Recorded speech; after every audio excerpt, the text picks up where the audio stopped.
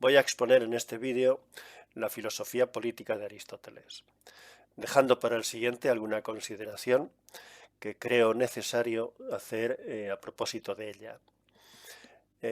Procuraré ir anunciando en cada una de las partes que vaya yo desarrollando esta exposición cuál es la idea que estoy tratando en ese momento para que sea más fácil de seguirla, de seguir la exposición. Y así, la primera idea sobre la que me centraré en un momento es la idea de naturaleza, que es un concepto nuclear de la filosofía general de Aristóteles, y también lo es de la filosofía política. Gracias a ese concepto de naturaleza, entiende Aristóteles que las formas de organización social, política, a que se entregan los humanos, no son formas que procedan de los pactos, acuerdos o convenios que los humanos establecen entre sí, como pensaban algunos sofistas ya en tiempos de Aristóteles y también de Platón y Sócrates. Y como piensa la filosofía artificialista, si se le puede llamar, en Europa a partir del siglo XVII, con Hobbes, Locke y Rousseau, entre otros. Según esta clase de filosofía, la sociedad surge por contrato, por convenio entre los hombres, o sea, es un artificio, una cosa artificial. En Aristóteles es al contrario. Las formas de organización social son formas naturales, son formas debidas a la fuerza de las cosas, no a las convenciones. La regla práctica que sigue Aristóteles para guiarse en este asunto, partiendo de este concepto de naturaleza, es que lo más simple, lo más sencillo surge al principio, pero que se va haciendo cada vez más complejo según se acerca al punto más alto de su desarrollo, y que es precisamente en este punto, en el punto superior del desarrollo, donde se muestra de modo explícito lo que hasta entonces podía haber estado implícito, oculto. La naturaleza de un ser cualquiera, dice, es lo que resulta cuando ya se ha acabado su generación y desarrollo, cuando ha llegado a su punto culminante. Y así, por ejemplo, la naturaleza del potro es el caballo, la naturaleza del niño es el hombre adulto, la naturaleza del lobezno es el lobo.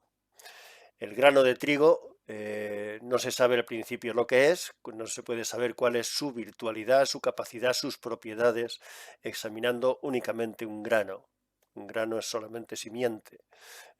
Ahora bien, se sabe todo eso cuando se ha convertido en espiga.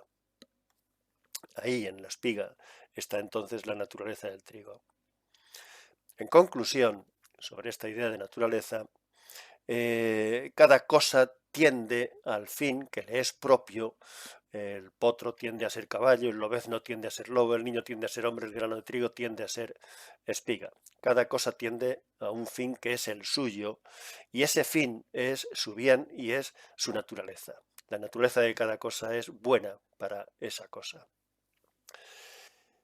Esta redefinición del concepto de naturaleza en Aristóteles procede de lo biológico, y como ya he dicho, convirtió esta idea en el eje general, en el eje profundo de toda su filosofía. Y con este concepto, paso a otra idea que quiero exponer, que es las comunidades humanas, pero a partir de este concepto de naturaleza. Ya he dicho que en Aristóteles lo más sencillo se da al principio. Pues bien, la comunidad humana más sencilla también se da al principio, es la familia. Y existen familias simplemente porque un individuo no se basta a sí mismo. La razón es bien sencilla. Un individuo por sí solo no puede sobrevivir. Para eso está la familia. La alimentación, el vestido, la crianza de los pequeños, la defensa y protección de todos, etcétera, hacen necesaria la familia. ¿En qué consiste? Pues consiste ante todo en división del trabajo para la satisfacción de esas necesidades, alimentación, vestido, crianza, etcétera. La segunda clase de comunidad, una complicación a partir de la primera, de la familia, le llama Aristóteles la aldea, o sea, una comunidad de varias familias, una unión de varias familias que aparece no para atender las necesidades primarias, imprescindibles, que esas son propias de la familia, sino otras. necesidades no cotidianas de la vida, como puede ser el intercambio de productos en una comunidad tribal de aldeanos o de hortofruticultores. La tercera, que es la que nos interesa, la tercera clase de comunidad es la polis. Polis en griego, el Estado. El Estado es una comunidad de aldeas, una complejidad más añadida, y no surge meramente para vivir. Para vivir y sobrevivir ya está la familia y está en parte también la aldea, claro está. No surge meramente para vivir, sino para vivir bien, porque el Estado es el único suelo en que puede arraigar una vida plenamente civilizada y autárquica. El Estado, de él hablo ahora. El Estado es algo natural, entonces, en Aristóteles. Es el punto de máximo desarrollo de los seres humanos. Lo cual no quiere decir que haya que llegar necesariamente al Estado, que haya una especie de evolución en el tiempo que conduce a todos los hombres al Estado. No. De la misma manera que un lobezno puede morir antes de llegar a ser un lobo adulto, o el grano de trigo se puede secar en el campo porque no hay humedad o porque no llueve, etcétera, y no llegar nunca a ser una espiga, pues un hombre puede ocurrir que viva hasta su vejez, pero no llegue nunca a vivir en un estado. Y entonces no estará teniendo una vida plenamente humana. No habrá mostrado todas sus capacidades. Las capacidades de la que él mismo es inconsciente, de la que él mismo es desconocedor. Si solamente existiera la familia, desde luego se satisfarían las necesidades del alimento, la procreación, el sentimiento, los afectos, etc. Estos instintos, importantísimos, apenas si separan al hombre del animal. Pero en ese caso, como digo, lo mismo que pasa con el grano de trigo, que por sí mismo no sabemos hasta dónde puede llegar, o el lobezno no sabemos lo que será capaz de hacer cuando sea un lobo adulto. Lo mismo, si el hombre estuviera solo en familias, no sería posible saber cuánto es capaz de dar de sí. Es preciso, para vivir en Estado, para vivir como político, no como clase política, como oficio político, sino como individuo que pertenece a un Estado, la polis. Es preciso que se desarrolle la palabra, algo de lo que solamente el hombre está dotado, palabra. Hay también otros animales que son gregarios, se organizan en comunidades y desde luego todos, o casi todos, tienen voz. Pero a través de la voz solamente pueden transmitir sensaciones subjetivas, sensaciones de dolor y placer, manifestaciones de su propia subjetividad, de lo que están sintiendo, pero no pueden manifestar cualidades objetivas de la realidad. Sin embargo, la palabra, el discurso, la razón, estas tres cosas son lo mismo, son instrumentos naturales en los hombres y están ahí para descubrir y expresar la naturaleza de las cosas, la realidad. La misión de la palabra, la misión de la razón, es decir la verdad de las cosas, conocerla y decirla. Mientras los animales, puede concluirse sobre esto, duermen su sueño subjetivo y casi les es imposible acceder a cualquier cosa objetiva, a nada que les sea común, porque los subjetivos de uno mismo es individual, pero la realidad objetiva es común. Los animales no acceden a ella. Sin embargo, al hombre se le manifiesta la realidad objetiva en el discurso, en la palabra, en la razón. Y en particular, en la palabra, se le manifiesta al hombre el sentido del bien y del mal, de lo justo y de lo injusto, de lo conveniente y lo perjudicial, que son los elementos de esa otra cosa natural que es la comunidad humana, el Estado. Así es como aparece el Estado, la polis, que es realización de las artes y las ciencias, de la moralidad y el derecho, como se ha dicho más arriba, de una vida plenamente civilizada. Piensen ustedes que el derecho, las artes, las ciencias, no pueden darse cuando los hombres viven única y exclusivamente en comunidades familiares. Ahí no se puede saber si un hombre será Einstein o si un hombre será Juan Sebastián Bach. Esto solamente puede darse en comunidades políticas. En ellas es donde un hombre, puede llegar a su máximo desarrollo. Luego, es fácil concluir que el desarrollo de la naturaleza humana, quiero decir, en el desarrollo de la naturaleza humana está inscrita la polis como culminación final. Lo cual no significa que todos los hombres, ya he advertido, necesariamente hayan de llegar a vivir en polis, hayan de llegar a ser políticos. No tiene por qué producirse en todas partes. De la misma manera que no en todas partes germina un grano de trigo, siendo el mismo grano de trigo, por todas partes, claro está. El hombre está dotado para hacer lo bueno y lo malo. Si se inclina por lo primero, si se inclina por lo bueno, será el mejor de los animales. Pero si se inclina por lo segundo, si se inclina por lo malo, será el más salvaje, impío, lascivo y glotón de todos los animales. La potencialidad humana puede llegar a no desarrollarse, como una semilla puede no germinar. Sin embargo, esto no impide reconocer que lo mismo que la naturaleza verdadera de la semilla está en la espiga, aunque se haya malogrado, la del hombre está en el estado, aunque no llegue a él en determinados tiempos y lugares. Por todo esto, el hombre es un animal de polis, un animal político. En consecuencia, resalta ahora otra idea, en consecuencia, la polis es lo primero. Esto tengo que explicar. La polis es lo primero en los hombres.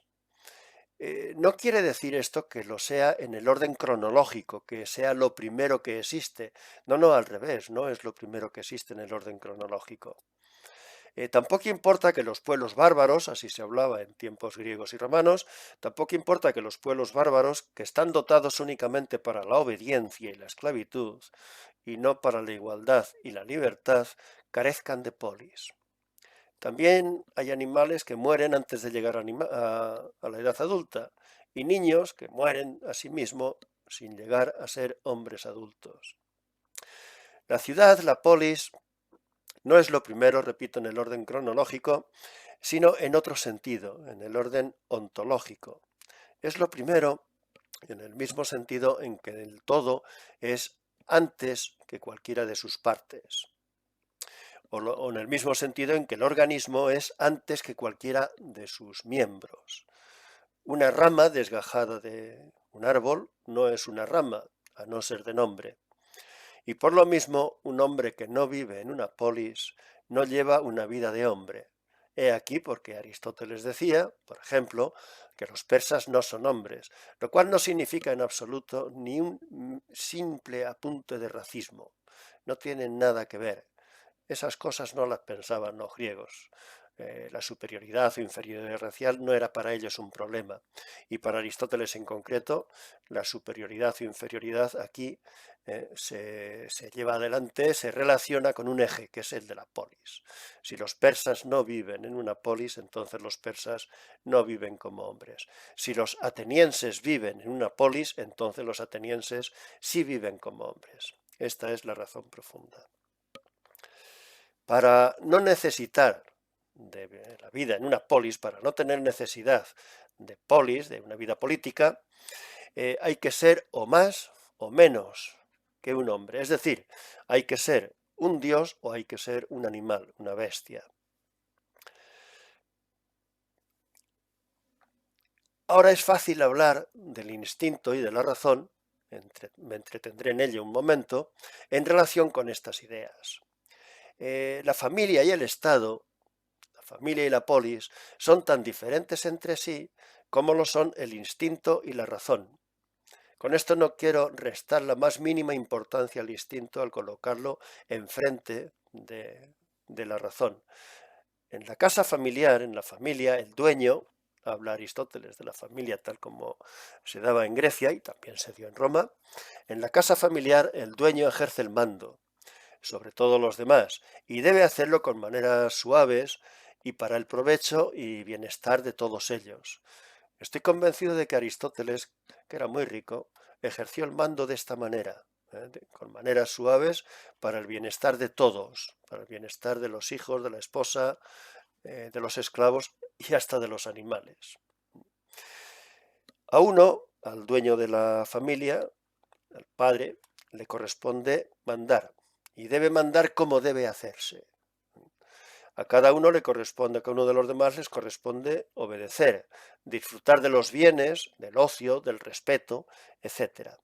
De manera diferente, según se sea hijo, esposa o esclavo. Esto con respecto a la familia.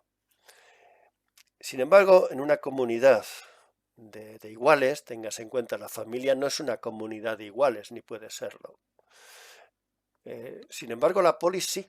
En una comunidad de iguales como es la polis, nadie debe poder mandar. No puede haber un dueño como lo hay en la familia, no puede haber un amo. Nadie debe poder mandar y todos deben estar obligados a la ley. Todos deben tener que obedecer la ley. Si ésta no es el soberano último, situado por encima de cualquier otro poder, entonces el gobierno será despótico o estará a punto de serlo. Primacía de la ley es la que manda, nadie más. Y esto no es cosa de casualidad, y no es ni siquiera una concesión a la fragilidad humana, sino una característica intrínseca, esencial, de la polis, de la vida política. La ley es la razón desprovista de pasión. He aquí la diferencia entre ley, que rige la polis, y previsiones, órdenes, etcétera, del dueño de la familia, que rige la familia. Si en lo político ha de haber libertad y también igualdad, entonces los súbditos no pueden abandonar su juicio propio y su responsabilidad en manos de otros, cosa que sucederá siempre que estén sometidos al arbitrio de un magistrado, de un individuo que mande en el Estado, en la polis. Para evitar esto, que unos estén supeditados a otros, tanto el magistrado como el súbdito deben estar sometidos a una norma impersonal. Solo así la autoridad del juez, del político, del presidente, la autoridad del magistrado, solamente así adquiere una cualidad moral, porque su ejercicio es entonces compatible con la dignidad del súbdito, el cual obedecerá, si esto se da de esta manera, por voluntad y no por coacción. Y además, obedeciendo de esta manera, ambos, magistrado y súbdito, siguen siendo hombres libres, porque no está sometido el uno al otro. El gobierno de la casa, por el contrario, es monárquico, porque manda uno solo según su arbitrio sobre los demás, la mujer, los hijos, los esclavos y los animales. Lo que importa en la casa es que el amo tiene que saber mandar lo que cada uno tiene que saber hacer.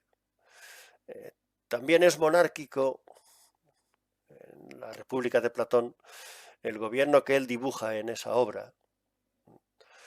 Él mismo lo definió como una familia grande, regida por un padre sabio, que es el filósofo rey.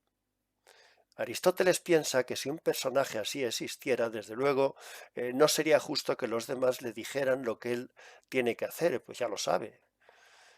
No sería justo que los demás le obligaran a obedecer, porque nadie como él sabe qué es lo que debe hacerse. En ausencia de esto, a este hombre tal vez habría que condenarlo al ostracismo, lo cual sería injusto también. Luego tendría que gobernar, no habría otra posibilidad. Sin embargo, aun aceptando la perfección de un estado de cosas así como el que dibuja Platón, de un gobierno monárquico o familiar de la República por parte del filósofo rey, un estado así de cosas no es seguro que fuera admisible, opina Aristóteles, porque quedaría mermada la igualdad que debe existir entre los ciudadanos. En todo caso, nuestro autor debió pensar que este problema es meramente académico y que no tiene interés real, porque nunca se dará en la práctica cotidiana, y si ha de ser tenido en cuenta es únicamente porque Platón lo dejó reflejado en su obra, La República. Como puede verse, El Estado está sujeto a derecho. Y así, estando sujeto a derecho, es consecuencia de la igualdad como principio supremo de la política. Dicho Estado se distingue de cualquier otro por tres características. Las refiero a continuación. Primera característica. Existe por un interés público general, en tanto que el Estado faccioso o tiránico existe por el interés de una sola clase o de un solo individuo. Segunda característica. Es un Estado jurídico, porque promulga leyes generales y no decretos arbitrarios. Y tercera, es un gobierno de súbditos que obedecen voluntariamente, por la razón que dije antes, mientras que en los gobiernos despóticos obedecen por la fuerza y por el miedo. Sin embargo, siendo realistas, no basta con que un Estado esté sometido a las leyes para que sea un Estado bueno, porque las leyes podría darse el caso de que fueran malas. Luego, esto tampoco es un valor absoluto, el estar regido por la ley, aunque es imprescindible, pero no basta. En realidad, en materia política no hay nada que sea un valor absoluto. No es sorprendente, por esto, que Aristóteles renunciara decididamente a describir un estado ideal susceptible de ser propuesto como un modelo de perfección para todo el mundo. Hay varios obstáculos que se interponen en una tarea semejante que, repito, él nunca emprendió, o por lo menos que sepamos, nunca emprendió. El obstáculo más importante es reconocer que no existen ni individuo ni grupo alguno que puedan ostentar un título indiscutible para ejercer el gobierno sobre los demás. No es posible en este ámbito un saber riguroso y exacto cuyo descubrimiento dé legitimidad al sabio para conducir a los hombres, y en consecuencia tampoco es posible que un hombre o una clase cualquiera de hombres se alce sobre otros exhibiendo su derecho al poder. Esto es una crítica muy severa al principio platónico de la República, porque luego Platón modificó y matizó sus ideas en sus obras posteriores, el político y las leyes. Digo, es una crítica severa a la idea de que el sabio es el que debe gobernar, él es el que tiene el título que le habilita para ese cometido, a diferencia de todos los demás. Aristóteles niega tal cosa.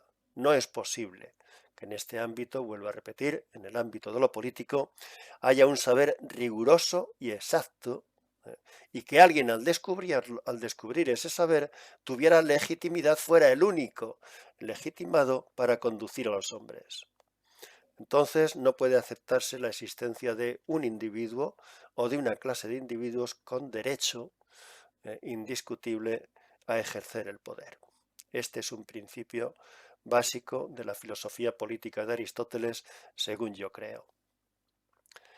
Ni en el conocimiento teórico ni en la descripción utópica de los valores éticos se pueden hallar principios universales aplicables a la práctica política. No hay más remedio entonces que atender a la política que los hombres hacen, a la política real. No es renunciar esto a los ideales morales, sino combinarlos con la investigación empírica en una concepción más amplia de la ciencia política. Insisto, según Aristóteles, a mi juicio con razón, la ciencia política no es un saber como las matemáticas, un saber exacto que en posesión de un individuo le autorizarían, le legitimarían para gobernar. No hay tal cosa, no es un saber así. Los ideales, dice Aristóteles, una vez que parece que da este giro, pero no es realmente tal, no es un giro, los ideales son los mismos. Libertad, igualdad, supremacía de la ley, perfeccionamiento de los hombres en una vida política, en una vida civilizada. Lo que entendemos como polis en latín fue lo que pasó a ser civis, lo que entendemos como polis en griego es lo que se entiende por civis en latín, de ahí vida civilizada, o sea, vida política. Todo esto es de una realización enormemente complicada y requiere infinitos ajustes. Nunca están las cosas hechas del todo. No deben dejar de ser los fines del Estado, pero no pueden ser un paradigma platónico, una especie de orbe celestial y utópico alejado de la tierra real, sino fuerzas concretas que operen a través de instrumentos concretos. ¿Qué fuerzas concretas son esas? Voy a hablar de ellas a continuación. ¿Qué fuerzas concretas son las que tiene Aristóteles en cuenta y según él deben tenerse en cuenta en la actividad real existente de la vida política? Bien, para ello, para entrar en ello, dice el autor, hay que tener en cuenta dos perspectivas. Una, atenerse a las realidades políticas existentes para ver qué es lo que puede hacerse con ellas. Y otra, proponer el fin al que deben servir. Sobre esta segunda, por cierto, el fin al que deben servir las instituciones políticas, resta poco que decir. Únicamente añadir, porque es hasta bello decirlo, añadir que aquí Aristóteles es coherente también con su teoría sobre las virtudes morales, con su teoría ética. Dice él que el mejor régimen político es el que propicia la vida mejor, y dicho así parece indiscutible. ¿Cuál es la vida mejor? Dice Aristóteles que la vida mejor es la de un hombre que posee las tres clases de bienes existentes, que son las siguientes. Los bienes externos, como el clima, por ejemplo, de una región, o la riqueza del subsuelo, o la fertilidad de las tierras, los bienes externos, los bienes del cuerpo, como la salud, la inteligencia, etc., y los bienes del alma. Pero, según este autor, según Aristóteles, al revés de lo que creen algunos, para los que bastan unos pocos bienes de la tercera clase, de los bienes del alma, y exigen que los bienes de la primera, los bienes externos, sean ilimitados, Aristóteles dice al revés, que deben abundar los bienes de la tercera, los bienes del alma, y tener un límite los bienes de la primera, los bienes externos, e incluso los del cuerpo. También dice que la felicidad del Estado es la misma. Bienes externos, bienes del cuerpo, bienes del alma, siendo superiores los últimos. Por último, dice que la administración del Estado deberá estar regida por leyes, pero no solo leyes, sino además leyes buenas, y no debe estar orientada hacia la guerra o la dominación de los enemigos. No, la guerra, si existe, porque es inevitable, desde luego nunca es un fin, y menos aún el fin supremo. La guerra solamente es un medio. Esto con respecto a la segunda perspectiva que he anunciado. Con respecto a la primera, atenerse a las realidades políticas existentes, es la que tiene mucha enjundia, como espero probar. Las realidades políticas existentes, dice Aristóteles, conocerlas es una obligación que tiene quien se dedique a estudiar el arte de la política, el filósofo. El filósofo político, debe parecerse al buen maestro de gimnasia, el cual es capaz de hacer que sus alumnos sean atletas completos, pero no solo de eso. Claro, hacer de los alumnos que sean atletas completos cuando en ellos hay aptitudes, capacidades suficientes para ello. Pero no solo eso, también debe ser capaz de vigilar a quienes no tienen esas aptitudes, quienes son endebles, enfermizos, etc. Y debe ser capaz de recomendarles dietas y ejercicios adecuados para mantener su estado. De la misma manera, el filósofo debe ser capaz de saber qué cosas debe hacer un buen régimen político para sostenerse, como por ejemplo una monarquía bien regida, como por ejemplo una democracia, el que sea, ya hablaremos de cuál es el régimen político mejor para Aristóteles. Pero también debe saber qué recetar a un mal régimen político, como una tiranía, que es un régimen enfermo. Aquí la crudeza realista de Aristóteles es sobresaliente y ha creado escuela. El político, por tanto, debe saber cuál sería el mejor gobierno de todos si no hubiera impedimento alguno para llegar a él. Pero sobre todo debe saber qué debe hacerse en circunstancias concretas. No dedicarse a delinear y proponer utopías irrealizables. ¿Cuáles son estas circunstancias concretas? hablaré de ellas. La más apremiante de todas es que, de las circunstancias concretas, la que más se impone, la más apremiante digo, es que en aparente contradicción con lo dicho anteriormente, o sea, con el propósito de la igualdad, la circunstancia más apremiante es que alguien tiene que mandar. Alguien tiene que ejercer el mando sobre los otros. Esto es inevitable siempre que se produce un cuerpo compuesto, dice Aristóteles. Sucede con el hombre particular, donde el alma, la mente, la razón, es el que rige, es el rector. Y el cuerpo, el resto del organismo, el resto de la personalidad es lo regido, es el que obedece. Y sucede también con la polis, que es también un cuerpo compuesto. Una polis no es una muchedumbre cualquiera. Una polis no es, por ejemplo, la muchedumbre que asiste a un espectáculo en los Juegos Olímpicos. Esos no tienen organización, esos individuos, aun siendo muchos. Una polis es una comunidad autárquica y para eso debe tener alimentos, oficios, armas para combatir las rebeliones internas, para repeler las agresiones externas. Tiene que haber abundancia de recursos, atención a la religión, autoridad que juzgue lo conveniente, lo justo, lo injusto, jueces, entre los ciudadanos, etc. Es un cuerpo compuesto, alguien tiene que regir. Todo esto es lo que hace necesario que alguien mande y alguien obedezca. La igualdad en este terreno, la anarquía, sería perjudicial, extremadamente perjudicial, dice el autor. Así que, sentadas estas dos premisas básicas, primera, la necesidad de tener en cuenta las realidades políticas existentes. Y segunda, la de estudiar dónde debe recaer el gobierno, porque el gobierno no tiene más remedio que existir tratándose de un cuerpo compuesto.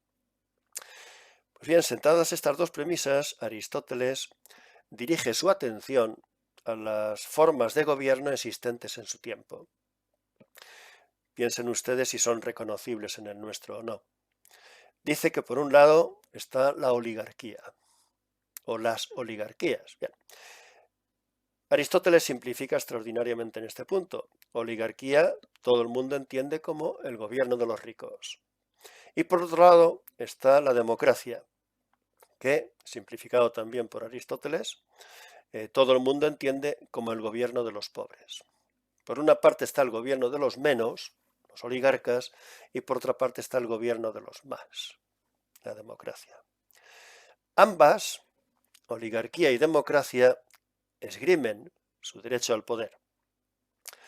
Los demócratas dicen que se debe considerar solamente el bienestar para el mayor número posible de ciudadanos, y cada uno de estos ciudadanos debe contar como uno y solamente como uno.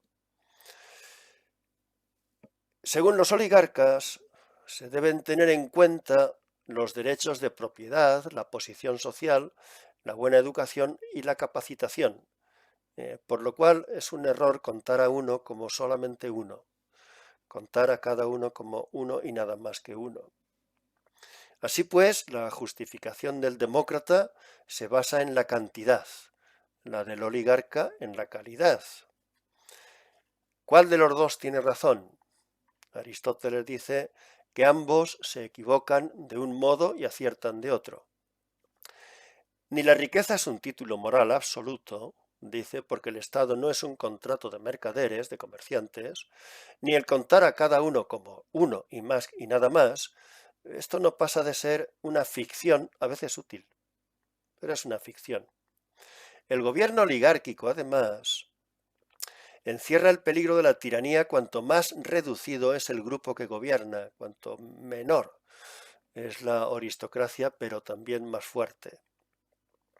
Y entonces tenderá a hacerlo, a gobernar dejándose guiar de sus intereses.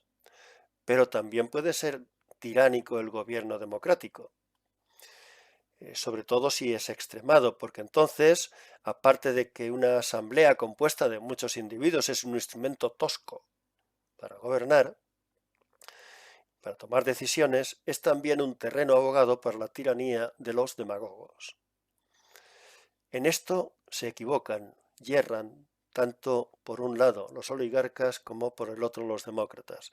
Sin embargo, y aquí vienen los aciertos, sin embargo, no se debe despreciar la buena educación, como dicen los oligarcas, como esgrimen a su favor los oligarcas, no se deben despreciar las buenas relaciones y otras ventajas que traen consigo los ricos, porque en política son una fuerza realmente actuante y es útil para el buen gobierno de la ciudad, del Estado. Y tampoco se debe olvidar, como afirma con razón el demócrata, que cualquier medida política puede afectar a un gran número de personas.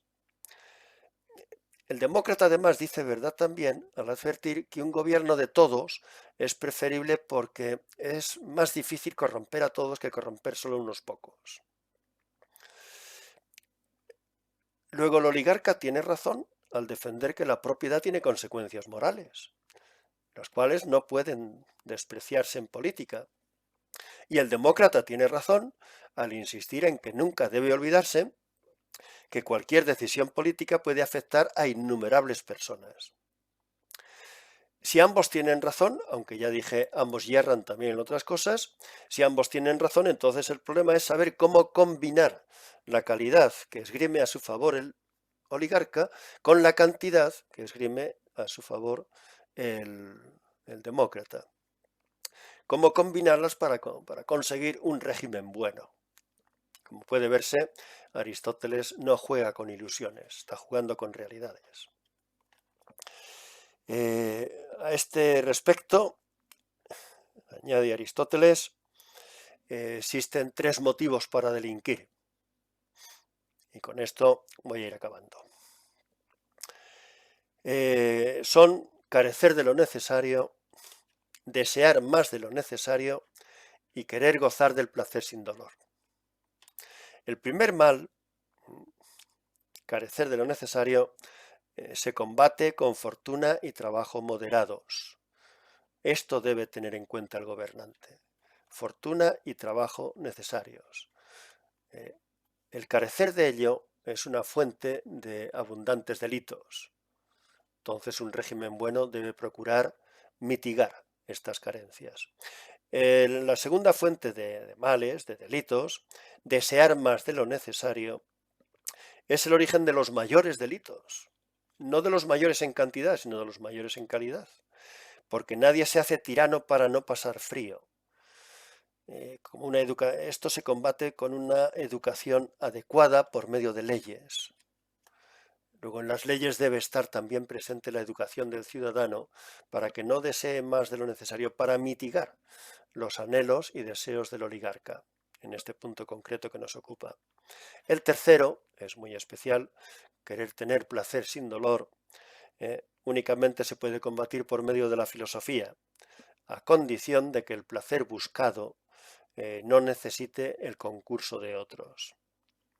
En consecuencia, no debe permitirse que sea numerosa la masa de pobres, porque entonces también será numerosa la masa de delincuentes, advierte el autor.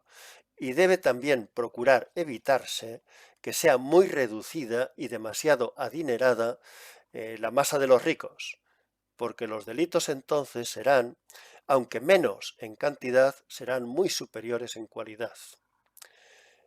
Luego, es conveniente que no haya riqueza excesiva ni haya pobreza excesiva. Lo mejor de todo sería que hubiera una gran clase media compuesta de individuos cuyas propiedades, cuyas posesiones no fueran tan escasas que tuvieran que vivir degradados. Y sí que fueran lo suficientemente abundantes como para que estos individuos pudieran ser desprendidos, desinteresados e incluso selectos, de modo que se evitarían por igual los males del gobierno de las masas, sobre todo de las masas que dan lugar a democracias extremadas, las cuales se convierten en tiranías, y también los de las clases oligárquicas reducidas. La clase media extendida, es la clase que salva a los estados, porque está dispuesta a obedecer las leyes, con tal de que sean estables, y a participar en el gobierno sin dejarse llevar de la ambición. Las clases medias salvan el Estado. dice Aristóteles, ya en el siglo IV a.C. Y así es como se sustituye para los más la virtud por la propiedad, donde podríamos poner por una educación moral de la población una cierta virtud, dice Aristóteles, se adelanta más poniéndoles propiedad, se harán virtuosos. Y para los menos se sustituye la ambición ilimitada que el exceso de riquezas difunde en los ánimos por la moderación. Inútil predicar la moderación en los menos, en los ricos. Hay que imponérsela de esta manera, que no haya excesivas riquezas en manos de pocos individuos. Un Estado que logre esto no es el Estado ideal, no es la utopía, pero un Estado que logre tal cosa se acerca todo lo que es posible acercarse a la justicia, porque la justicia es una cierta clase de igualdad y se construye un gobierno duradero y sometido a la ley, donde los principios opuestos de la calidad representada por el oligarca y la cantidad representada por el demócrata se equilibran y se contrapesan mutuamente.